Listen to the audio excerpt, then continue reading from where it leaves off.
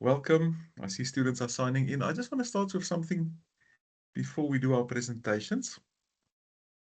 I'm sharing my screen that says mode 1 and mode 2. I had a question from a student, which I think is an interesting question and a valid question to stand still on for a moment. Why are we doing research? Why is there such a focus on research? We are speaking an hour with a librarian. We are researching, we are presenting.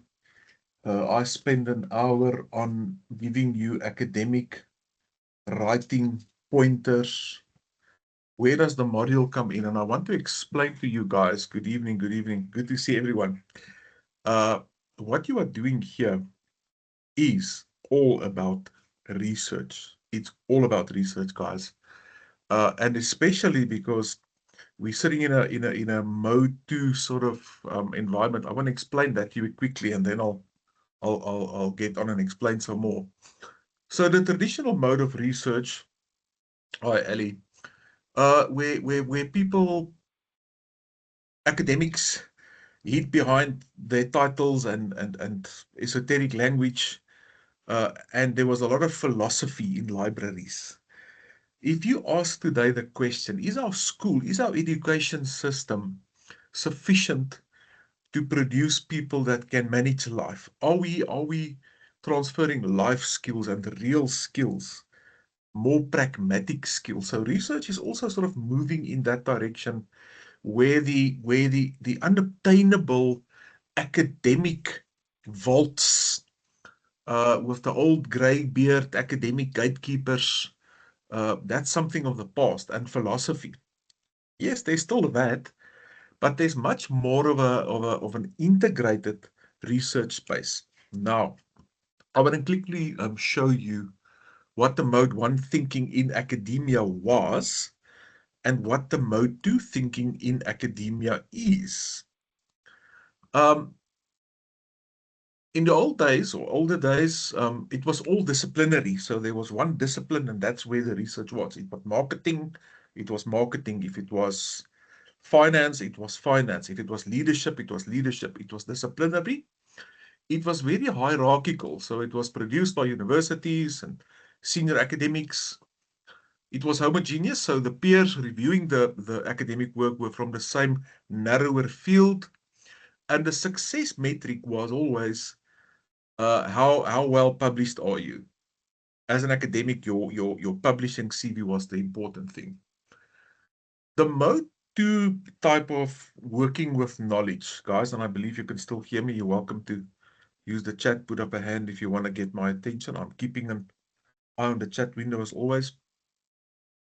That emerged as a response to the increasing complexity of modern problems, modern societal problems.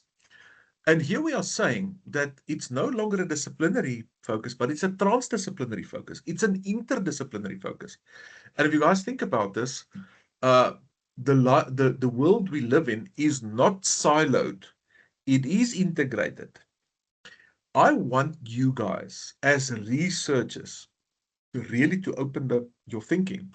So if we're talking entrepreneurship, because we're playing around on the field of entrepreneurship, but it's not about the topical content of entrepreneurship. It's about becoming a researcher.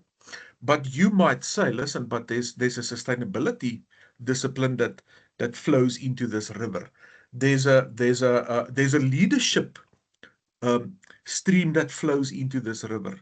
There's an innovation stream that flows into this river. So we've got a transdisciplinary and an interdisciplinary thinking. We are not dealing with module content per se, guys. The contents of application, knowledge is not produced for its own sake. It's much more to solve specific real world problems. So it's not philosophy, it's looking at real problems then. And it can involve more stakeholders. It's not only academics, it can be researchers, but also practitioners, policymakers, public. When you do your research problem, maybe it's something your research study, it's maybe something that you want policymakers to have a look at. Practitioners, consumers, suppliers, and so on, right?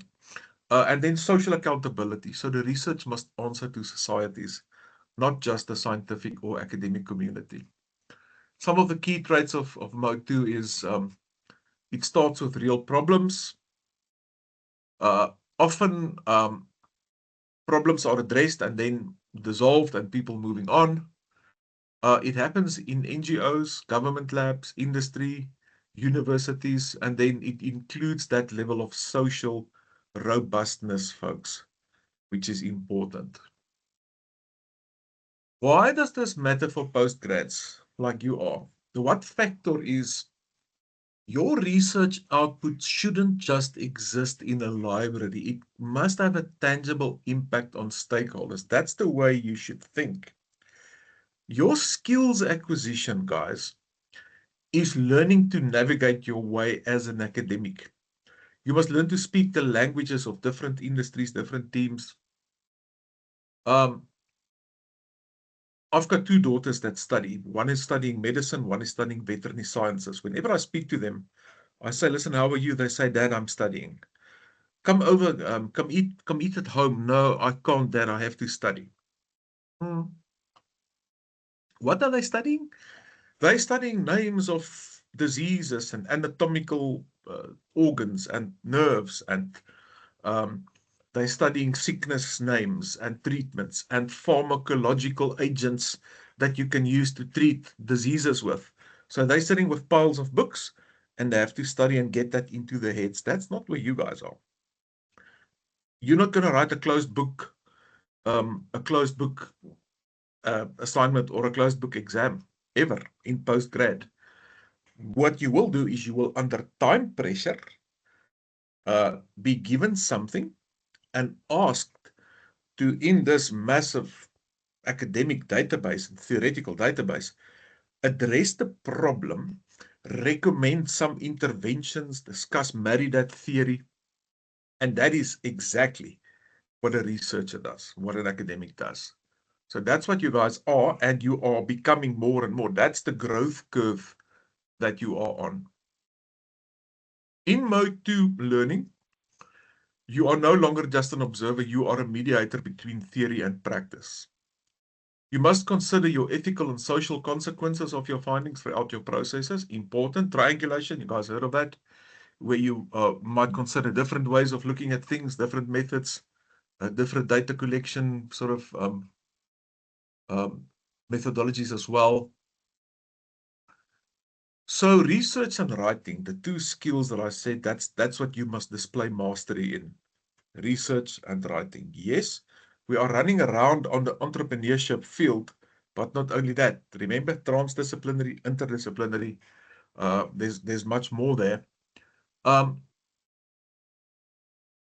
it's a recursive cycle of research and writing. I said here, you research to find out what to write, and you write to discover what you still need to research. In mode 2 learning, the skills shift from being purely descriptive to being analytical and, important, persuasive. That's what you need to demonstrate to us, that you can analyze and persuade, make sensible, rational, logical arguments. Now, it's not about finding information, it's about knowledge construction, guys. And I want to quickly talk about these two skills again. This is a nice opportunity just to take stock of that again. So the research skill. Why are we spending so much time on research, or strategic inquiry? It's not about looking things up. It's about navigating the massive sea of data to find high value evidence. And that's the learning curve, and it's difficult. Information and literary curation. You guys can go back to the recording. Your ability to sniff out credible peer-reviewed sources versus grey literature. It's a test. It's difficult to access good literature. The gap analysis. What isn't there? What's the contribution you're going to bring? What's the information, the knowledge we don't have, and you're going to put it down. Remember, you create knowledge here. No. Methodological rigor. Are you um, uh, are you sticking and conforming and aligning to academic and methodological rigor in how you deal with these things? Synthesis. So this is now where you are not a collector of facts, but you're an architect of arguments. You're looking at 5 different authors. How do you make sense of everything that these 5 different authors maybe had to say about something? Can you bring that in and give us one or come up with some conclusion or some coherent argument? No, research. Academic writing, guys, the art of persuasion, in effect. Hey, it's not creative writing, it's highly strategic. It's about joining the ongoing conversation. Guys, you are an academic now. So what you do here is an academic voice. Positionality, finding the balance between being objective and having your own academic voice, right? It's about being authoritative without being arrogant. Structural logic, the hourglass. Hourglass means we normally start broad, we go narrow, and then we go broader again, and contextualizing our solutions, our answers, our interventions, our conclusions, our recommendations. Clarity, conciseness. I like this. Academic writing is dense, uh, but with elegant simplicity. There's a lot there. It's dense, but it's elegant. It's simple. It's your own work. It's conveying complex ideas in a way that is easy to understand. Not simple ideas making them hard or harder to understand. Integrity, attribution, proper citation is not about avoiding plagiarism and not getting a red card. It's about your own intellectual integrity. It's about intellectual honesty. How are you establishing yourself as an academic, right? It's about clarity, economy. Yes, you have to learn to write word economic. That's another skill you have to master. We're going to cap you on presentations, on submissions, and say in this sort of uh, word count cap or time cap, you have to bring us something of substance, something that informs the topic. Now, the red thread is something, it's not a golden thread, it's something similar. You can do some research on that. It talks about logical consistency and continuity. They use it specifically in research, and they say the red thread is what keeps your research together. Argumentation. It's about argumentation. Claim, evidence, warrant. Making a statement, giving data to support it, and then the why. What is your why here? Your voice and your positioning, finding your place. You're not a student reporting on what others said. You are now a contributor. You are now bringing that, what other scholars said, and you are also contributing and taking part in the discussion. Né? Hedge language, using cautious language. You say the data suggests, rather than saying this proves. It shows that you are academically vulnerable. It shows academic maturity. It shows that you know the limits of your findings. Then, structural integrity. Are you navigating and guiding your reader? Are you submitting something where I know where I am? Where am I? Where am I going? Is there? How's your sections flowing? What's your layout? Is it logical? Does it make sense? A reverse outline, that's a nice technique where we say take a paragraph or a section and write one sentence and see if that still makes sense if you put this whole thing together. Now, in answering your question, why do we do research all the time? Because, guys, that's what you are doing at this NQF level. So a PG dip is a bridge between undergrad and masters, and I guarantee you some of you will be applying for master's degrees. Some of you are going to walk into a master. So we are preparing you for masters, and we need to prepare you for masters. Not only in research, but in all your modules. It's about research, guys. The National Qualification Framework, so the regulations therein, and then SAQA, the academic authorities, they look at the quality of student that Imerys produce. So you go and you want to apply for a master's, maybe somewhere else, and they look Are the students that you give us here to apply for masters, are they at the level where they can walk into a master's? That's the big question. So we are preparing you here. It's a pivotal qualification where you find yourselves. You're finding yourself in a pivotal place where you really make that massive leap from undergrad to postgrad. It's pivotal. And if you do this well, you should be able not only to walk into a master's, but to make a success of your master's degree, the one up level on NQF, all right? So if you want to do a master's after this, they're going to look at your average marks. They're going to look at the research component and your research skill, guys. It's all about research. And if it's not up to standard, you're going to have problems. Or they're going to ask you to do a bridging course or do something else. So take this identity as a researcher and make that the main thing. What I'm trying to do, yes, there's a research module coming later on. That's going to be methodological research methodology, research methodology. It's a real tongue twister, eh? Research methodology, and you're going to do your journey. I might lecture the module. I might supervise some of you, where you're going to do your own project in 6 months. You're you're hardly going to sleep, eh? It's rough. So we're preparing you now to do that. I want to see you guys, and I want to help you get on a trajectory where you are competent researchers. And that's essentially what it's all about. And that's why we're going to ask you to read, to navigate, to present, to do this, to do that. Yes, we are exposing you. We are playing around with entrepreneurship, but it's not about hammering entrepreneurship slides into your heads at 6 o'clock on a Thursday evening. I hope it's clear, and I hope you guys understand that.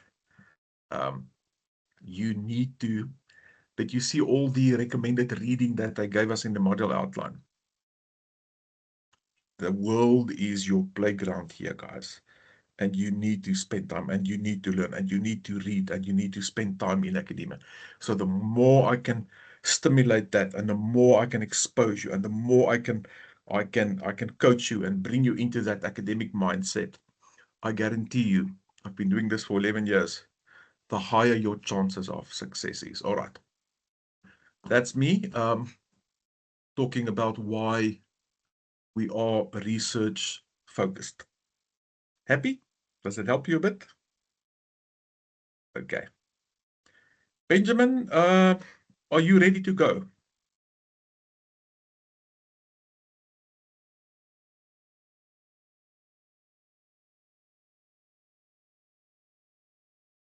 Benjamin, are you there? Ellie says, I'll give it a first stab. Okay, Ellie.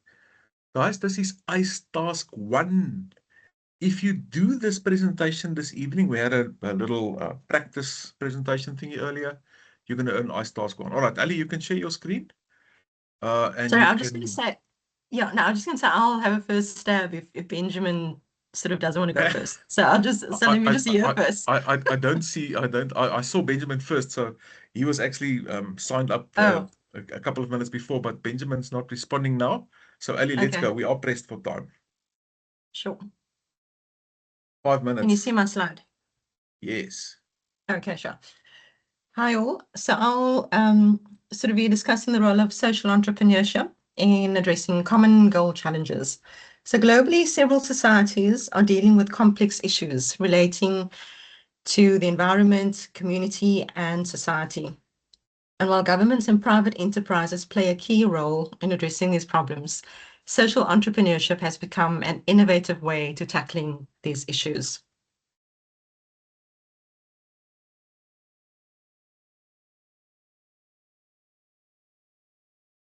Sorry, I just have a problem going to my next slide, if you don't mind.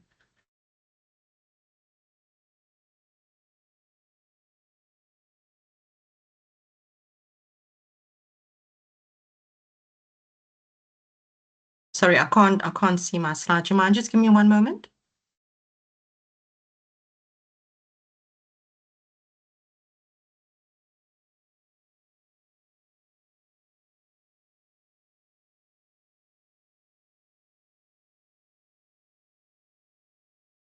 Ali, is your audio on? I can't hear you at the moment. Yes, yeah, no, no, I'm just trying to sort this out, so I thought I don't want to. Um, can you see the next slide now? Yes. Well, what is social entrepreneurship when individuals? That's the slide currently up. Now it's moving. Yes, it's moving, Ali. Yes. Okay, Okay, dokes. thank you. All right. Sorry about that. Okay, Okay. dokes. So what is social entrepreneurship? When individuals and organizations create initiatives with the purpose of solving a problem in society, the environment, community, and for addressing global challenges. It's also not only a profit-driven thing, but has a huge focus on solving various problems in a sustainable way by using business models and strategies, where the success is only, can only be measured by the difference that it makes in societies. So from an academic perspective, I would think social entrepreneurship is important because it combines economic development with social impact and uses market-based solutions that are innovative and scalable. And one of the key roles of social entrepreneurship is addressing global challenges. As you can see, such as poverty and unemployment, environmental sustainability, food security, climate change, quality of healthcare, access to education, and digital and technology access. Social enterprises often create employment opportunities for disadvantaged communities. So a good example in South Africa would be Kusini Water. They have limited access to cleaning drinking water in communities. And what they have done is they've developed a solar power water purification system, and that produces clean drinking water for the community. It addresses public health and environmental sustainability through innovative technology. One of the others here, social entrepreneurship also contributes to community empowerment and skills development. For example, I got Philippi Village Township Economic Development. They have limited economic opportunities and infrastructure township communities. And what they've done is they've provided workspaces, training, and support for different entrepreneurs, business and community facilities for them. And this stimulates local economic development and entrepreneurship in underserved communities. And lastly, one of the most influential global initiatives is the United Nations Sustainable Development Goals.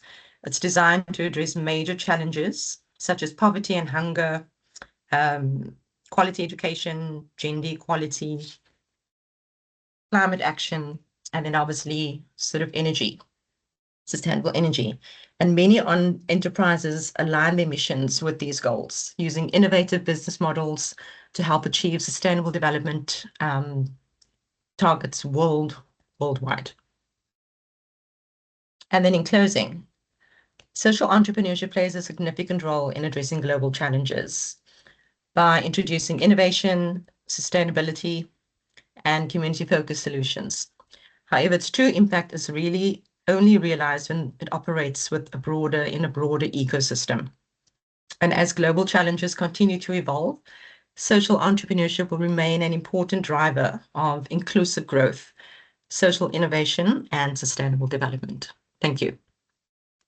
Thank you. Very nice. Some good points raised. All right. Gayatri.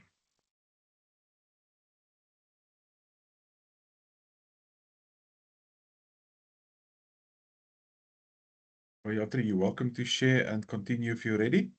Hello, I'm sharing just now. Your audio seems fantastic, crystal clear.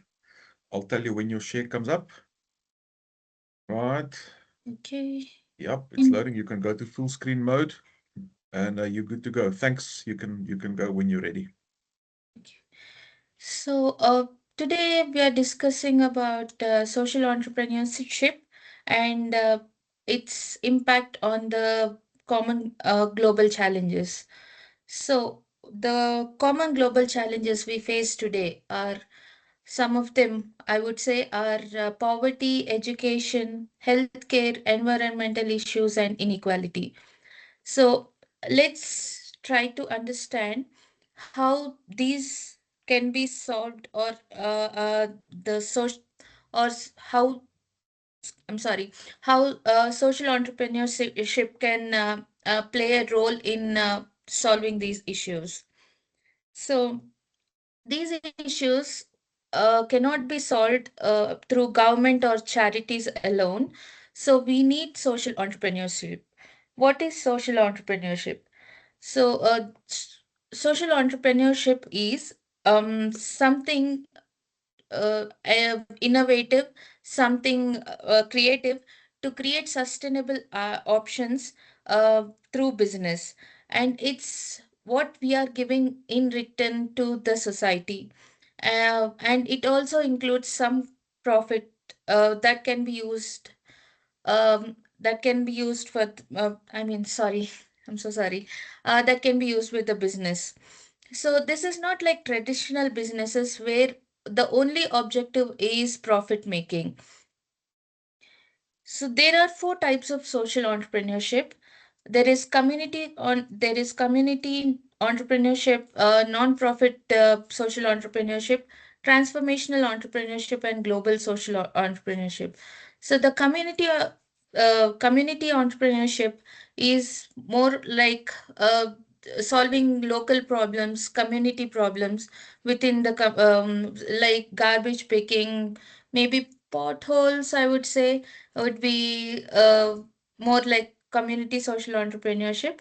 Non-profit organizations are something that use a business idea to support a cause. They start with a specific a solution to a specific cause, and they run business. They depend on donations, charities from various members of the society. And transformational social entrepreneurship is something that changes how system works. One such example I can give is in India, when there was no loans given to farmers, one look because they did not have any credit rating. So sorry, so they they uh, they opened banks where they issued loans like microfinances to the farmers for them to invest in their farming business. So that has changed the structure of farming a lot in India. And then there is global social entrepreneurship. It's mainly to solve global problems such as global warming, climate changes, and pollution, etc. So let's discuss what challenges we have and how social entrepreneurship can help. Um, so the poverty, these many communities, they have lack of access to jobs and financial services, and social entrepreneurship can help through microfinance, job creation, and supporting small businesses. Education, uh, there is lack of access to quality education to many areas. So social entrepreneurship can be useful through affordable schools, online learning platforms, digital education tools. And healthcare is inaccessible to so many people. So this can be overcome through low cost clinics, mobile health care services, and telemedicine. And environmental issues, we have global warming, we have pollution, we have lots of waste, sea or ocean water pollution, etc. So these can be solved through recycling initiatives, renewable energies, and sustainable farming.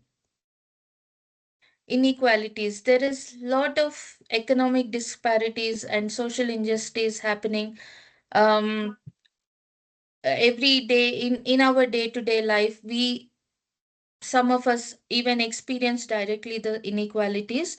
So those can be solved through economic empowerment, enhancing access to essential services, and challenging societal norms, where there are certain ways like only men can do this, only women can do this. I don't think that will work anymore, and um, we have to use social entrepreneurship through to to eliminate those by enhancing more facilities and create more opportunities to towards, I mean, against gender inequality. In conclusion, so social entrepreneurship is the combination of business and innovation, which has social impact. It plays an important role in serving global challenges and creating a more sustainable future. Thank you so much. Thanks, Gayatri. Interesting. Some nice points raised. Thank you very much, Stacy. I think you want to go next. You're Good welcome to evening. load. Social entrepreneurship.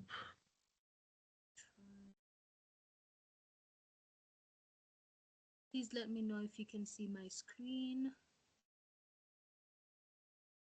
Not yet.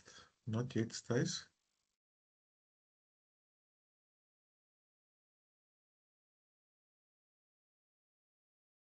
How about now? No, not yet. We can't see your share. Your audio is fine, but your... All right. What's happening? Hello? Yes. I don't know what I just can see happened. your screen. Can you see my screen? I can see a guy with angry eyes and a Sorry. shiny Okay. ring. Yes. Okay. How about now? Yep. Your All audio, right. please speak a bit louder, Stacy. Uh, Let me move to a quieter area. We can almost not hear you. But yeah, your slide is up. Change it to full screen slide mode, and then see if you can talk a bit louder. Uh, can you hear me now? Yeah, it's a bit better. Okay, I will start then. All right. Today, I'll navigate us through social entrepreneurship, not as a buzzword, but as a distinct organizational form that challenges traditional economic theory. My central argument: social entrepreneurship represents a paradigm shift from profit maximization to value pluralism, creating hybrid organizations that prioritize social mission over shareholder primacy while maintaining financial sustainability.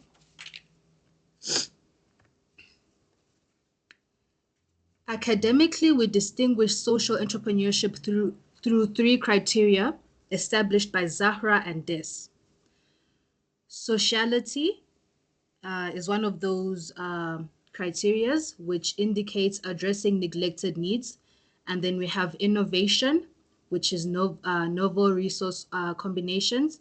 And then we have proactiveness, which is risk taking without guaranteed returns.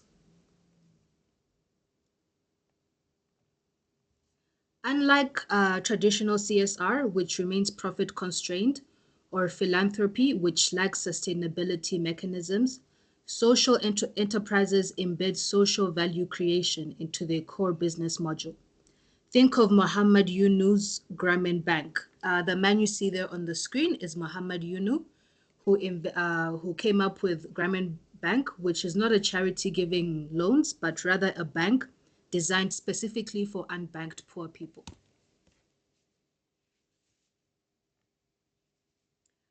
The field emerged from recognizing market failure and government failure simultaneously.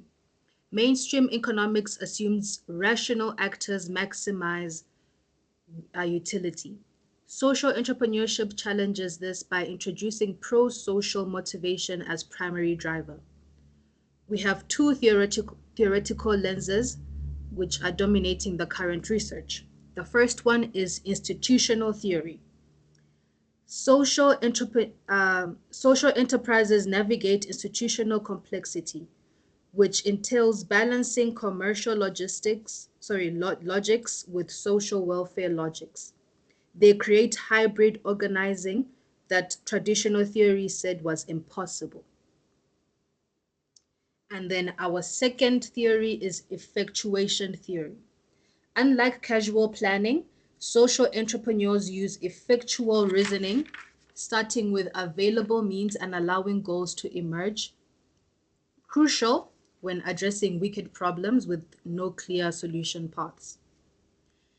This matters because we are no longer asking how do we make money, but rather we are asking how do we solve this systematic problem sustainably. Let me ground this in evidence across 4 global challenge domains. We have the climate change. The SOWAB Foundation's 2024 report highlights systematic social innovators, where enterprises that don't just reduce emissions but transform entire value chains. For example, circular economy models that turn agricultural waste into bioenergy while creating rural employment. And then we have poverty and inequality. Research from the Journal of Social Entrepreneurship shows social enterprises reach the bottom of the pyramid through asset-based approaches, recognizing poor communities as producers, not just consumers. Grameen Bank's model has been replicated across 58 countries to cater to the poverty and inequality. As I mentioned, he established a bank that caters to unbanked poor people. Stacey, I apologize, but I have to go and press you to go a bit quicker and just see if you can come to your conclusion slide. Of course. Um, And then we I'm have sorry to do that. No, it's okay. And then we have education and healthcare as the other factors. And then we come to the measurement challenge. However, we face a epistemological problem. How do we measure success? Traditional accounting captures financial value, but social value often lacks market prices. Academics have developed social return on investment, monetizing social outcomes to calculate ratios like X dollars of social value per dollar invested. But critics argue this commodifies social goals that shouldn't be monetized. On to the next slide, which is the limitations. We must be intellectually honest about limitations. Research identifies 3 critical constraints. The first one is mission drift. As social enterprises scale and take on commercial investment, financial pressures can dilute social mission, which is what we call hybridization. And then the second one is government dependency. Many models rely on public procurement or subsidies when policy shifts and sustainability collapses. And then the last one, which I will not really get into because we are time pressed, is scalability tensions. Additionally, we must ask, does social entrepreneurship complement or replace state responsibility? There's a danger of governments outsourcing public goods to underfunded social enterprises, absolving political accountability.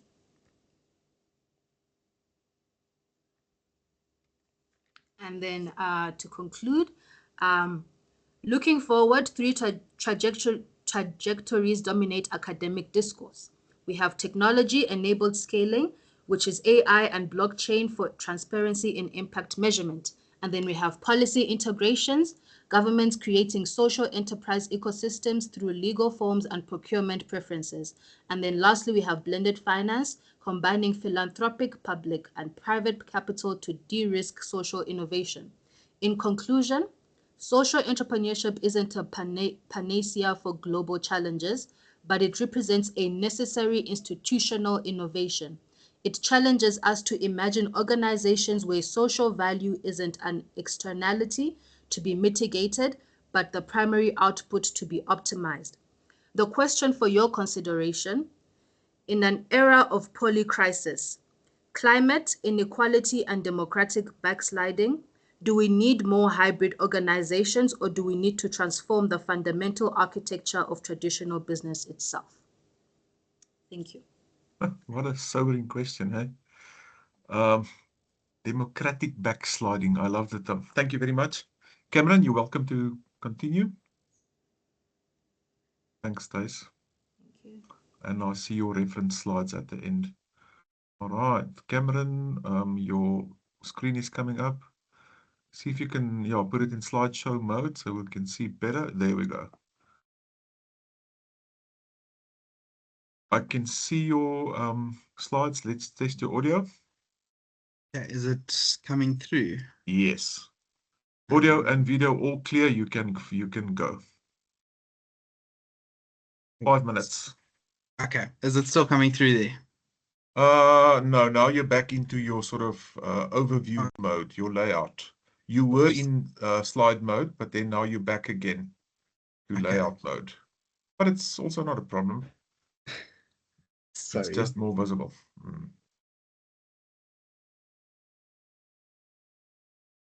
Okay, Right. Please try and do it in 5 minutes. Thank you. Let's go. sure. Okay. Social entrepreneur, sorry. Social entrepreneurship refers to entrepreneurial ventures that are prioritizing social problems at its core while maintaining financial sustainability. For an entrepreneur, this involves recognizing opportunities where social challenges can be addressed through innovative business models that generate both economic and social value. Social entrepreneurship reframes social problems as entrepreneurial opportunities. The main components of social entrepreneurship signals an emphasis being placed on social impact rather than a primary focus on profit maximization. However, from an entrepreneurial standpoint, it does not imply the absence of profit, but rather strategic use of profit as a mechanism to sustain and scale social solutions. This matters deeply because businesses operate within societies where we rely on people as consumers, employees, and stakeholders. Entrepreneurs who view social problems as opportunities for innovation can develop business models in a way that simultaneously creates value for both communities and maintaining financial viability. Entrepreneurship is a tool for integrating economic activity with societal development, allowing global challenges to be addressed.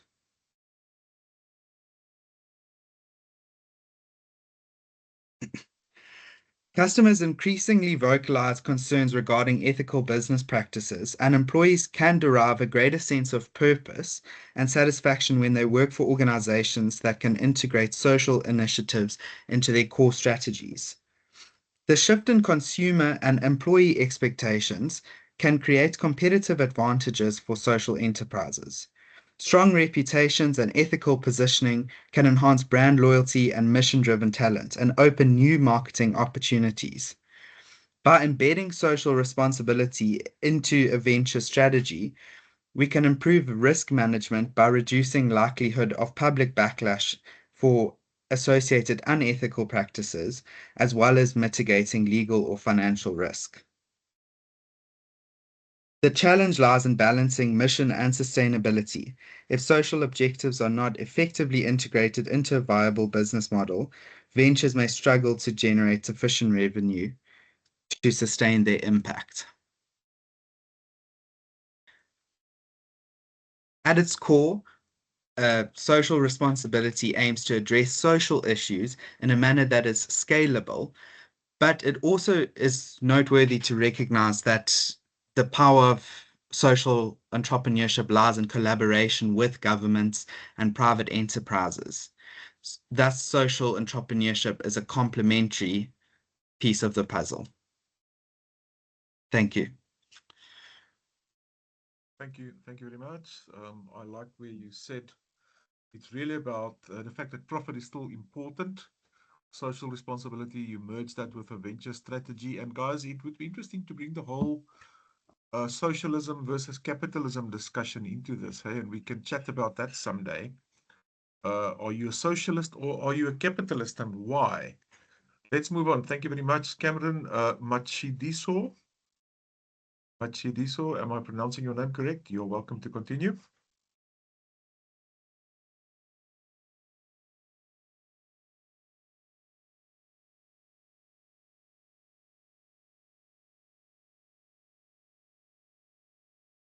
All right, there's something happening.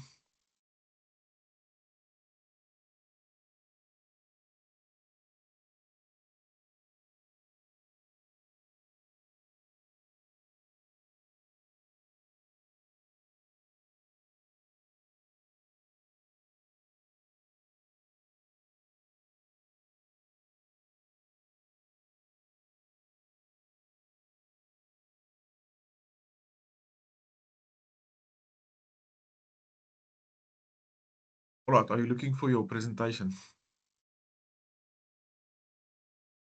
There we go.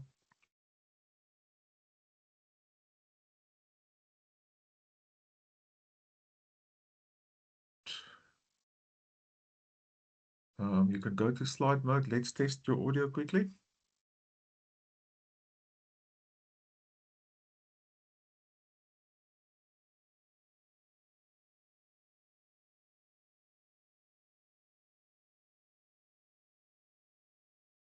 Matshidiso, can you hear me? You see your slideshow, please, slide mode and audio.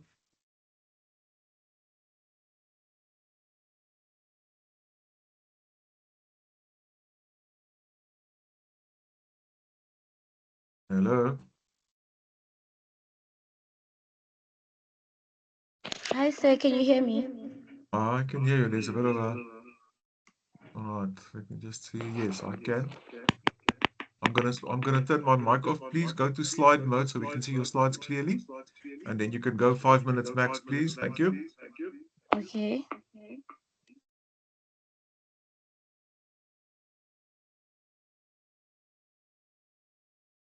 My side's showing. It is showing. It's not in slide mode. It's in layout mode. So you can make them bigger, put them in slide mode. And we've got an audio loop coming through all the time. I don't know why. But yeah, let's see how it goes.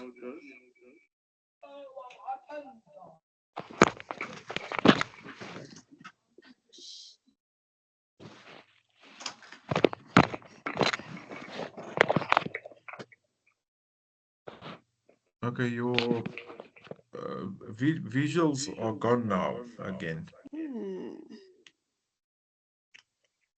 You had it. Okay. Something funny with your audio.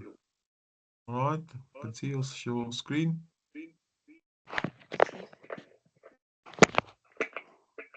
So you go to slide show view at the top so that we see a fuller picture.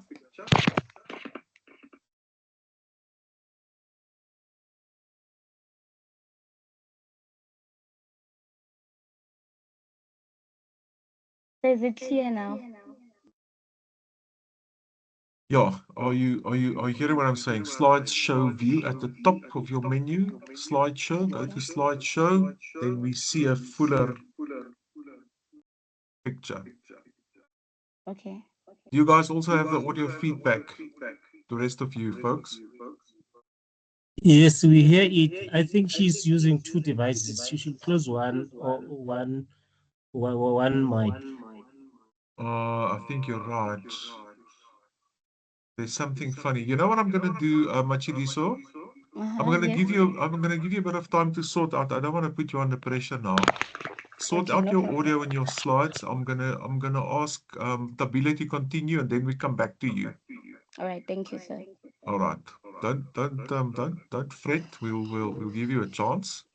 But there's definitely an audio loop. So look at that and look how you're gonna put your slides in full screen format. Tabile, you can set up. Okay, thank you. I'm gonna be using my tablet to share my screens. Is that okay? All right, 100%. Okay. Okay, something's happening. Okay. Let's see your screen, home screen. Can you see my screen? Yes. All right, I'm gonna kill my mic. You can go ahead. Thank you, Tabile. Okay, thank you. 5 minutes, eh? Okay, let me try to be a bit fast. So, what is social entrepreneurship? I'm gonna start by defining. So basically, social entrepreneurship is the practice of identifying, developing, as well as implementing innovative business solutions that primarily aim to address social, cultural, or environmental challenges while still maintaining financial sustainability. So, unlike traditional entrepreneurship, which focuses on maximizing profit, social entrepreneurship integrates social value creation into the core mission of the enterprise. So the core elements of social entrepreneurship, number one, it is mission driven. So what does that mean? It means the central goal is to solve societal problems such as poverty, inequality, care gaps, as well as environmental degradation, as well as other issues. And then the secondly, it is innovation orientated, meaning social entrepreneurs often introduce new products, services, or models that disrupt conventional approaches to social issues. Number three, it is sustainability focused, which means social entrepreneurs seek financial viability in order to ensure long-term impact by blending non-profit values with for-profit strategies. And then lastly, it has a scalable impact, meaning the aim is not just localized change, but solutions that can be replicated or adopted across different contexts. Moving on, we have the key role of social entrepreneurship in addressing common global challenges. So basically, unlike traditional enterprises that prioritize profit, social entrepreneurship places societal as well as environmental well-being at the core of their mission. So social entrepreneurship redefines the role of business in society. It demonstrates that enterprises can be both profitable and purposeful, creating a model where economic growth is inseparable from social progress. So this makes it a vital mechanism for addressing global challenges such as climate change, education inequality, as well as healthcare accessibility. And then key contributions. So these are the key contributions of social entrepreneurship. The first one is poverty alleviation. So social entrepreneurs, they create sustainable business models that empower marginalized communities through job creation, microfinancing, as well as access to essential services. The second one is healthcare access. So innovative solutions such as mobile clinic, affordable medical devices, as well as telemedicine platform expand healthcare to undeserved or poor populations through social entrepreneurship. The third one is education equity. So social ventures often leverage technology in order to provide low-cost, scalable learning opportunities, bridging gaps in literacy and skills development. And then we have environmental sustainability. So many social entrepreneurs focus on renewable energy, waste reduction, and sustainable agriculture, addressing climate change while fostering economic resilience. And then the last one is inclusive growth. So by prioritizing social value, the social entrepreneurship engages women, youth, as well as disadvantaged groups, ensuring broader participation in economic progress. Moving on to the challenges and limitations of social entrepreneurship. So the very first one is funding constraints. So unlike traditional startups, social enterprises, they often struggle to attract investment due to their dual focus on profit as well as impact. So securing long-term investment is difficult because many traditional investors, they prioritize high financial returns over social impact.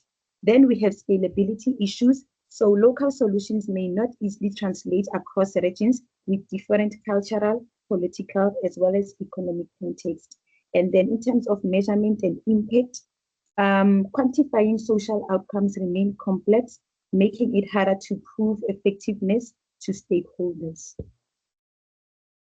So in closing, they say social entrepreneurship is the fusion of entrepreneurial innovation with social responsibility, proving that business can be a transformative force for good. So this means that social entrepreneurship, it transforms compassion into action, proving that business can be a vehicle not just for profit, but also for meaningful change. Thank you. There we go. Thank you. I like your graphics. Thank you. All right, so we're on a tablet. It seems to be working fine. Okay, guys, we got 5 minutes left. I know Ben still has to go. And then we can go back to Matshidiso. Are you ready? Do you want to try again, Matshidiso? Yes, can I try again? The audio is better. Okay. The loop is gone. Okay, can I check?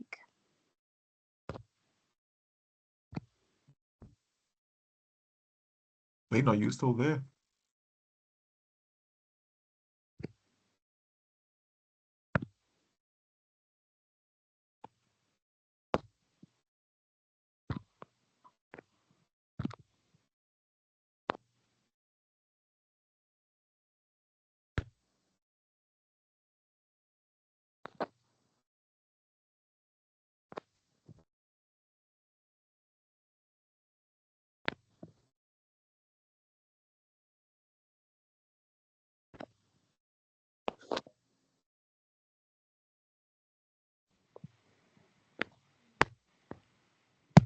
So I'm currently using my phone now because I realized that my laptop kind of has a problem. Mm-hmm. All right.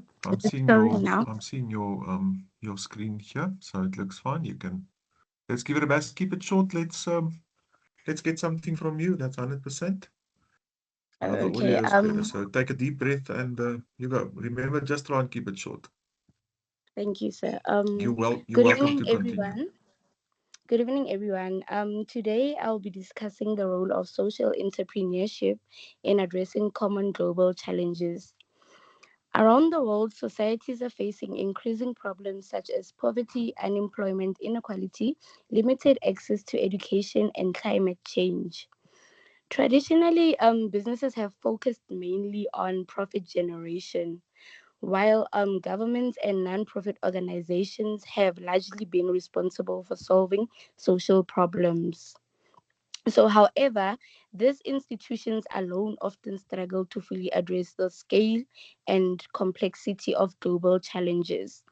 And as a result, a new approach known as social entrepreneurship has emerged. Social entrepreneurship combines business innovation with a strong social mission, and social entrepreneurship also aims to develop sustainable solutions that not only generate revenue but also create positive social or environmental impact.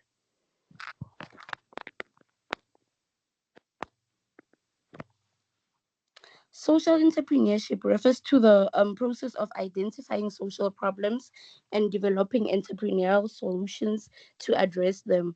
Unlike traditional businesses that primarily focus on profit maximization, social enterprises and they also prioritize creating social value. In many cases, profits generated by these enterprises are reinvested back into the organization in order to expand their social mission.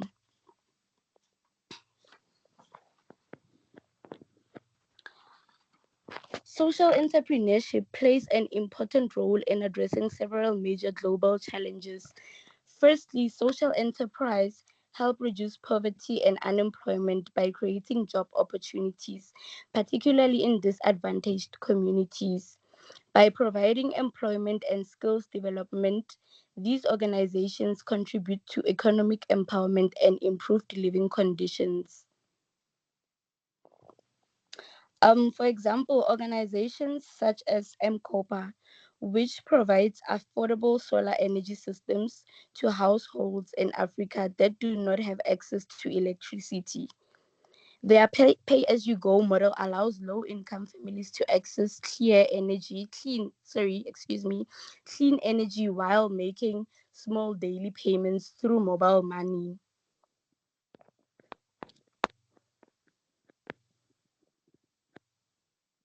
Social entrepreneurs create impact through innovative and sustainable business models. They often identify gaps in the market where important social needs are not being adequately addressed. One important strategy they use in community empowerment. Instead of providing temporary aid, social entrepreneurs focus on empowering individuals with skills, resources, and opportunities that enable long term development. And another example of a social enterprise is Tom's Shoes, founded by Blake. The company became well known for its one for one business model, where a pair of shoes is donated to a child in need for every pair sold. This demonstrates how businesses can integrate social responsibility into their core operations while still maintaining a sustainable business model. So, in conclusion, social entrepreneurship plays an increasingly important role in addressing global challenges by combining business principles with a commitment to social impact. Social entrepreneurs are able to develop innovative and sustainable solutions that improve communities and protect the environment. Examples such as M. Kopa and Tom's Shoes demonstrate how entrepreneurial innovation can be used to tackle issues such as poverty, energy access, and inequality. Thank you. Thank you very much. Glad we got the technology gremlin sorted. I liked your examples. And guys, the point this evening is clear.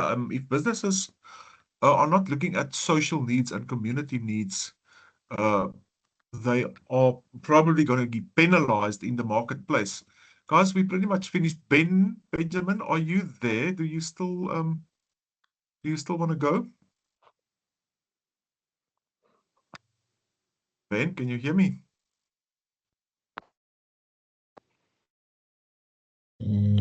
Okay. Can you hear me? Yes. Yeah. Are you able to see my?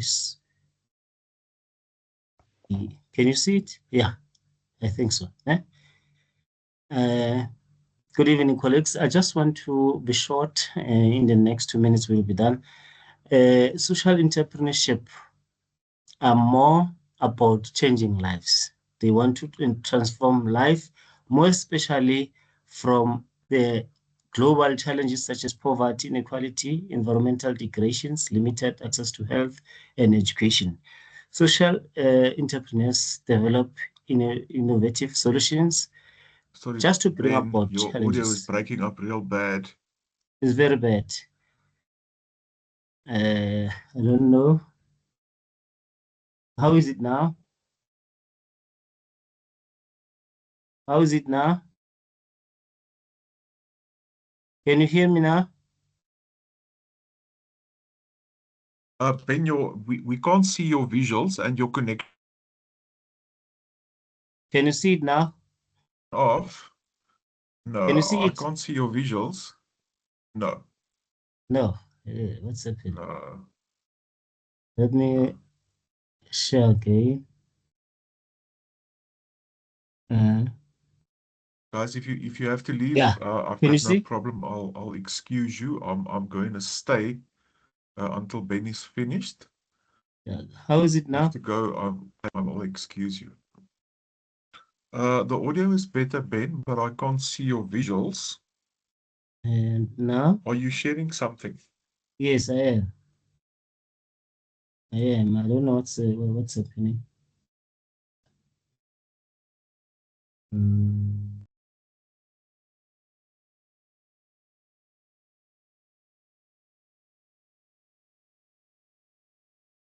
Can you say anything? No, Ben. Hmm.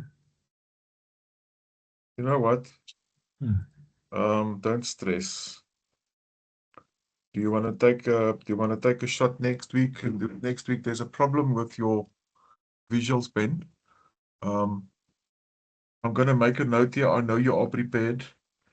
I will definitely give you the ice mark because I know you're prepared. Let's see if we can give you a quick opportunity next week. Okay. I'm gonna adjourn the meeting since we've already run over time a bit. Don't go away. Next week we'll give you a chance quickly, folks, and then yes, take care, work hard, read, study, immerse yourself in the broader academic subject material, and we'll be in touch.